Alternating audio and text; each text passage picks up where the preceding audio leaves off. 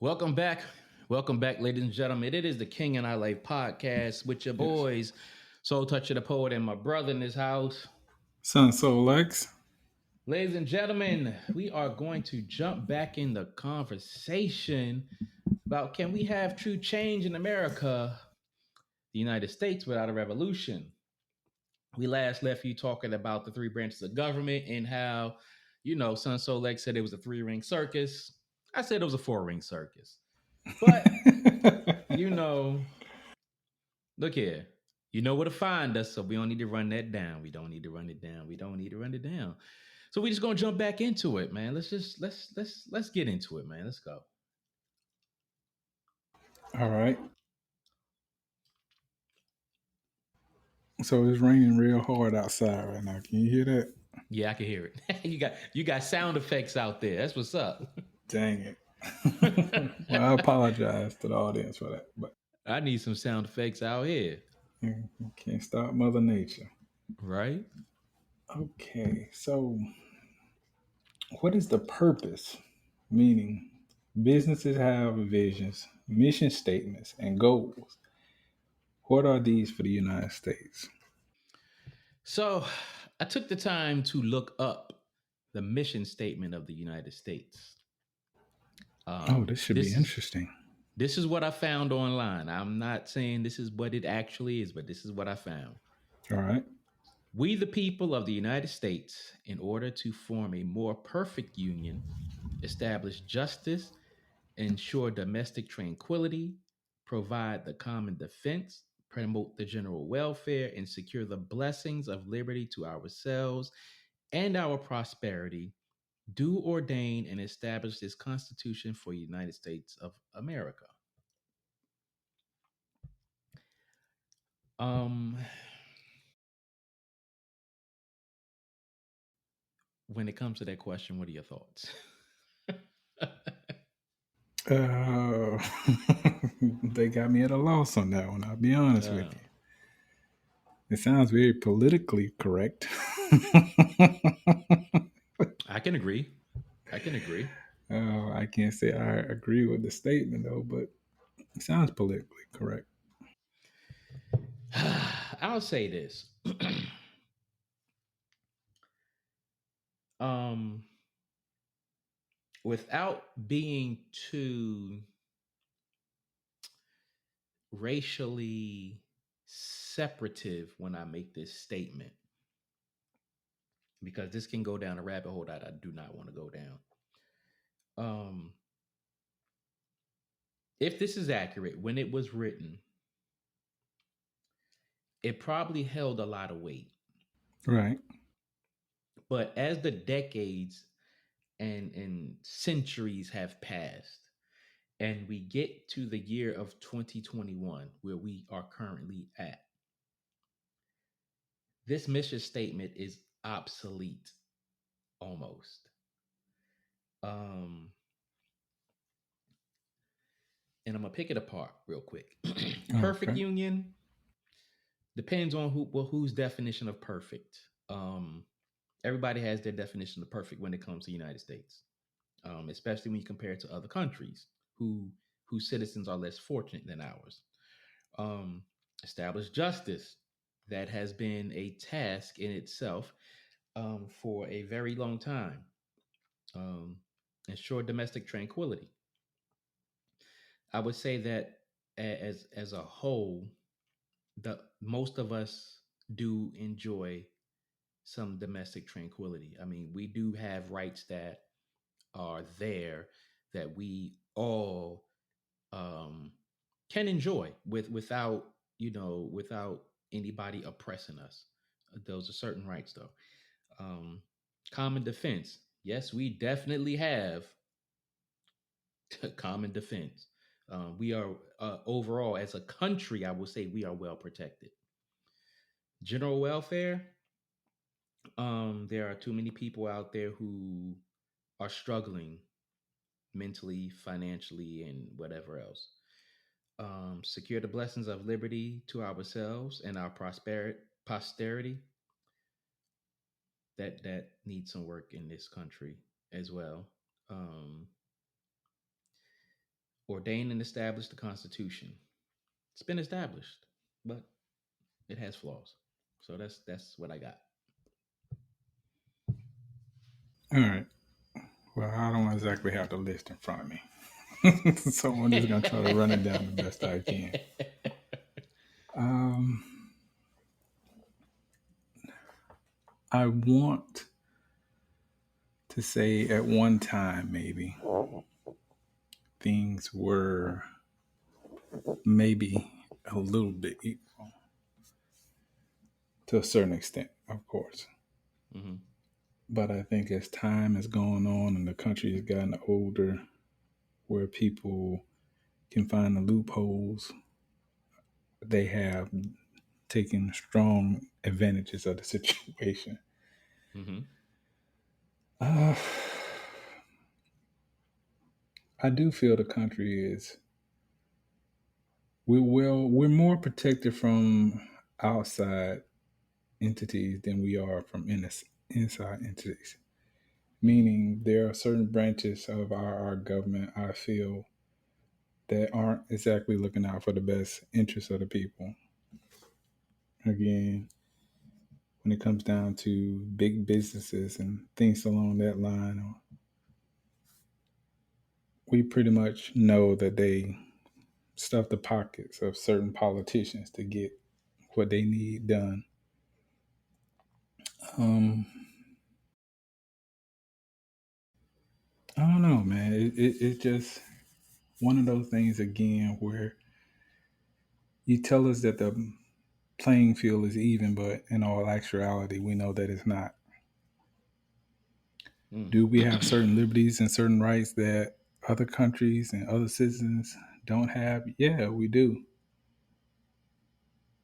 But who's to say that those other countries and those other um, citizens don't enjoy the life that they have? Again, we're told that we're the most freest nation in the world, but in all actuality, there are other countries around the world where I would say, they might not be as free, but their situations, I'm not going to say rival, but they do have certain rights and liberties that we just don't have here. Meaning, our food, for example, there are so many different countries around the world where their food doesn't have nowhere near the crazy ingredients that ours do. Nowhere near. At least their government is willing to protect them like that. But anyway, I'll leave it at that. Don't want to You go know, down that rabbit hole, as you say. when you talk about that, we have to look at it from the standpoint that we only know what we know because of where we mainly are. Um, when you look at a communist country, when you look at the citizens of North Korea, and you hear how their government treats them, um, some of them may be happy, some of them may be not. A lot of them try to escape from there because they don't like it there. And here's the crazy thing: they have to escape from their country. A lot of these countries, people, they have to escape. We have the freedom to leave if we want to.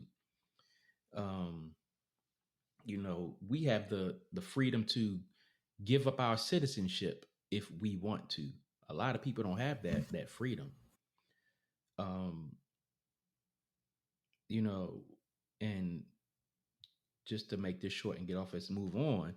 When it comes to the food, our people are just goddamn greedy.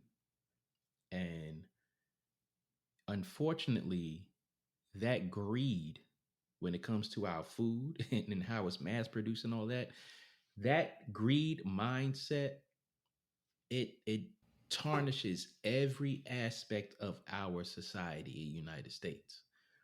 And when it hits other portions, it just morphs into something stupid, and the greed is just it yeah. Anyway, um, so let's move on. Um, what were the reasons for past revolutions?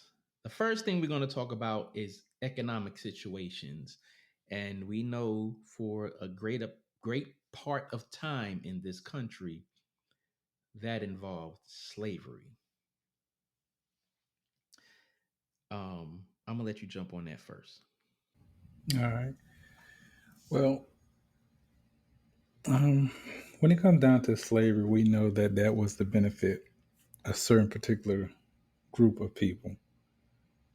We know that those people are still benefiting from that head start, if you will, to this day. Now, do I feel like those people are wrong for enjoying those head starts? No, not at all. But it's not like they're exactly gonna give it up. Meaning they're not gonna try to make it right. Anything that was taken with force, no one's gonna turn around and just give it up. I haven't seen it. Right. I definitely don't feel this nation's gonna do that shit. Mm-mm. But yeah, definitely there are certain people who are still benefiting from those so-called I can't even say rights, but certain privileges. Yeah, privileges. When I see taxes again, how is it that businesses have more rights than a private citizen? Meaning, businesses pay damn near no taxes or little to any taxes, while the citizens, especially the middle class, we're getting taxed like a motherfucker, man. It's almost like you have to be very, very wealthy or really, really um, in low income situations in order to benefit from the tax situation. But those of us who are here within the middle brackets, I guess you could say, we catch the most hell because we're out here trying to do it for ourselves. We're out here trying to actually work for every dollar that we get, trying to build things, for our kids or at least leave something here that other people can benefit from after we're long gone. So with the taxes, again, if our country was built on the premise of we didn't want to pay taxes, um, I take that back. If certain individuals didn't want to pay taxes and then came to our land and started saying, well, we ain't gonna pay your damn taxes and sending money back to you guys. We're just not gonna do that. So next thing you know, this war breaks out because you didn't want to pay taxes. But how in the hell are we paying taxes now? That first war is long gone, long gone. But anyway, I'll move on. Uh, Protests. I think that we still have that right to protest, but in the end, I don't think that protesting is actually getting us anywhere. Again, you can scream and holler and march and do all that you want to, but again, if you're not changing the laws, where are you really getting? I mean, it's kind of like you want on the inside of this certain establishment. Everything that you think you want is on the inside of that establishment, and you sitting outside with your picketing signs and your loud horns and things along that nature, talking about y'all need to let us in. But again, to the laws are changed, nothing's going to change on that. Which brings us to laws. There's nothing else I can add to that. Things don't change unless you change the laws. Elections, elected officials, this status. Dissatisfaction with the government, oof, that's a whole nother beast within itself. Again, anybody who's a follower of the show know that I'm not one for elections. I'm not one for voting, and I'm damn sure not for all the power that someone I never met has over me, and not only me but my fellow citizens. Who in the hell is the government? You can't point your finger at one person and say that's the government. You can't. So just to wrap that all up, again, I encourage anyone who wants to vote, vote. If you feel that that's the best route to go, then do so. Again, I'm the type I'll drive you there. Watch your back on the outside of the booth while you make your vote. But it's just not for me. I don't see the benefit of it. On you, my brother. So, to touch on economic situations and slavery, um, for pretty, for me, it's going to be a common theme with all of these, and that is we have to have all hands in, all participating in order to make changes, and that is pretty much how these past revolutions have started. Um, for those who were in slavery, I mean, being that's the key point of the economic situation of this topic, this bullet point. Um, it didn't take only our people standing up to get that whole thing started. It took sympathizers for us, mainly from the North, in order for that war to start, which is the Civil War. Um, if it wasn't for that, if it wasn't for the North, if it wasn't for those who were sympathetic to the slaves and the slave plight and all of that, there's no telling where we would be. We would probably still be, or probably just getting out of that slavery situation. Um, so for me, it's this is why I say, we cannot do things if everybody is not participating. Um, and like Sun So Lex said, you choose how you feel is best for you. But when you look at it,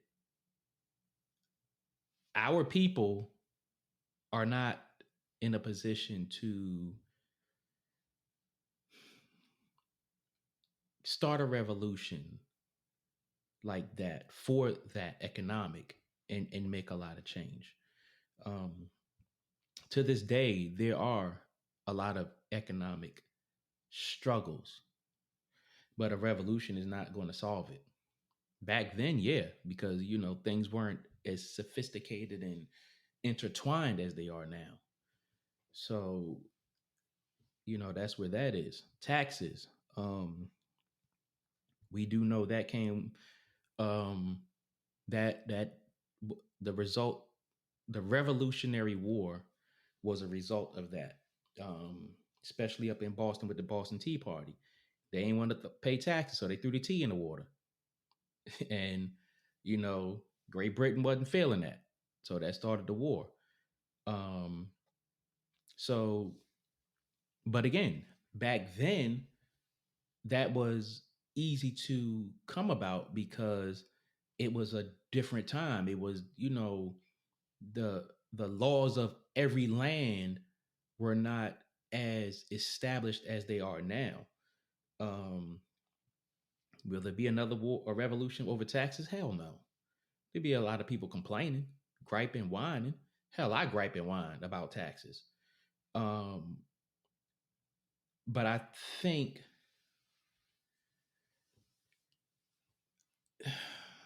the thing about it is that was because Great Britain wanted taxes from us. And we was like, oh, nah, y'all not doing that. What happened after that with us paying taxes and this, that, and the other?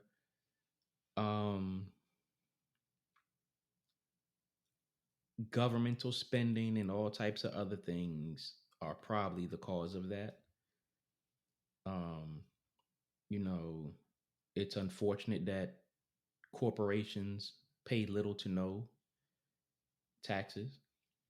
And I feel like if there was to be another revolution because of taxes, we all need to go out there and start a business, whatever it may be.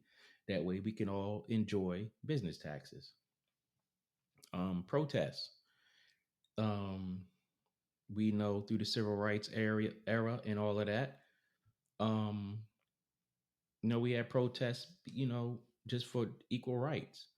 But those weren't the only protests that, sparked past revolutions. But again, with the slavery thing, again, the Civil War. There have been other, incidents from protests that have, started mini revolutions that did not turn into big wars and stuff like that. So yeah. Laws. That's another thing that starts revolutions. But keep in mind, when we're talking about revolution, this does not always mean a big war. Because people revolt because laws are unfair. It has happened several times. Hell, people have revolted this year because they didn't like the outcome of the goddamn election. It didn't go their way, but they still revolted. But at the end of the day, what is it going to solve in this country? Elections, elected officials, dissatisfaction with government. Hey, throughout this history of this country, elections have caused revolutions. Elected officials have caused revolution. Dissatisfaction with government has definitely caused revolutions. But at the end of the day, we are at a time where those type of revolutions are irrelevant. Because the best way to have a better revolution these days is to vote.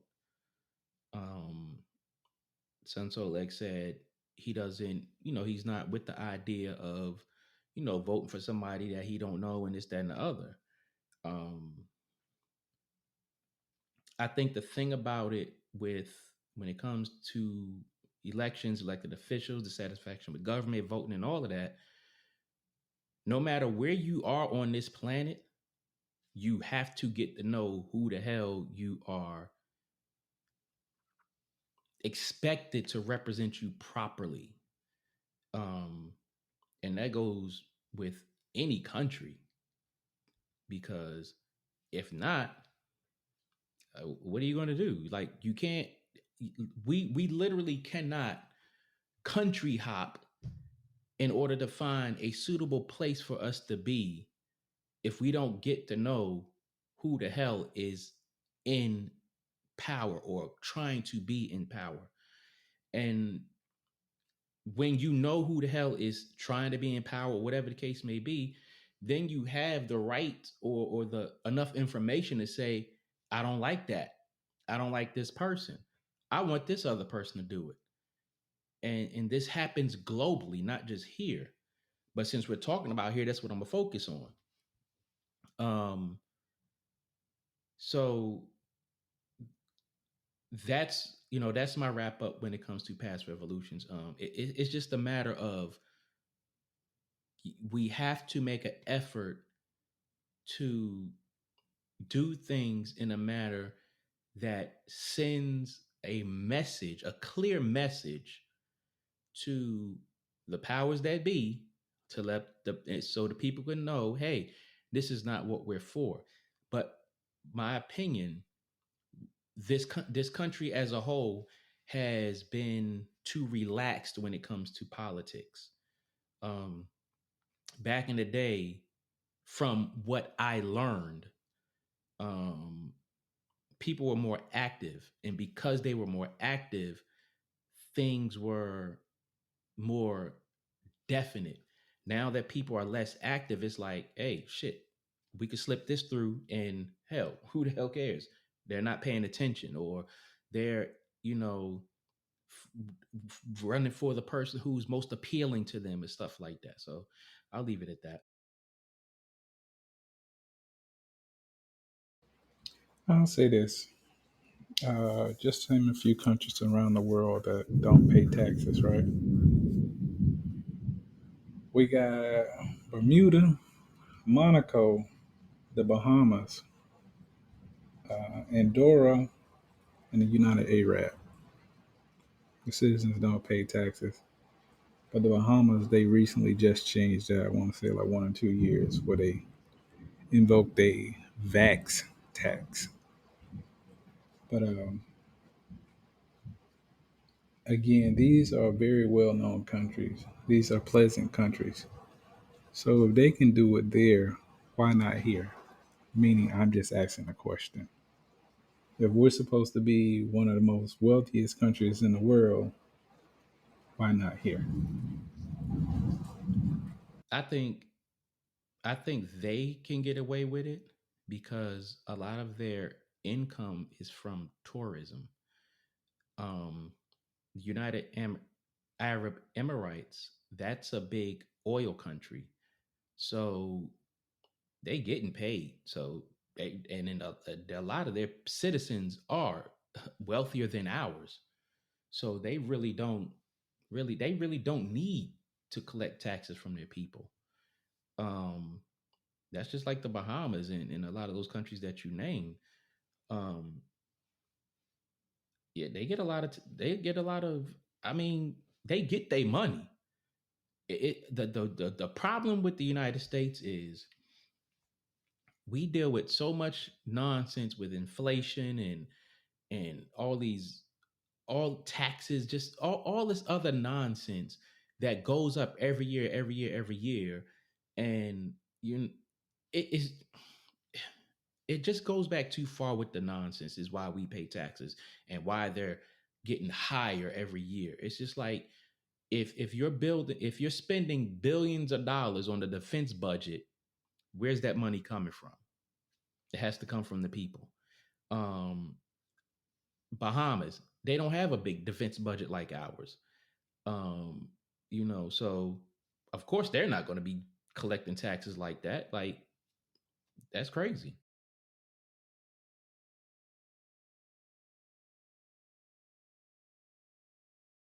Yeah, I get what you're saying completely. Um, Again, I just think that once I believe it was Bernie Sanders who was trying to get a certain tax he was trying to invoke, um, a flat tax. I believe it was where everyone paid the exact same thing, or at least their fair share. Meaning, no matter how wealthy you were, you paid your fair share. No matter how unwealthy you were, you paid your fair share. Um, but again, like you said, that all goes back to you know years and years of the nonsense that comes along with taxes. But anyway, ladies and gentlemen, we're going to continue this conversation. Again, I apologize for the disruption in the vocals on my side. The weather is really crazy right now. But if you would, come back and join us on the next segment, and we will continue this conversation. Yeah, yeah. It's the King of Nightlife podcast with your boys, Soul Touch the Poet and Sun Soul X. Yes, Uh, sir. yeah, we're gonna jump back into this because this conversation, man, yo, it can be heavy, um, and it could make you feel some type of way. So I mean, depending on whatever, and it doesn't even matter what your position is. It make you feel some kind of way. But we'll be back, ladies and gentlemen.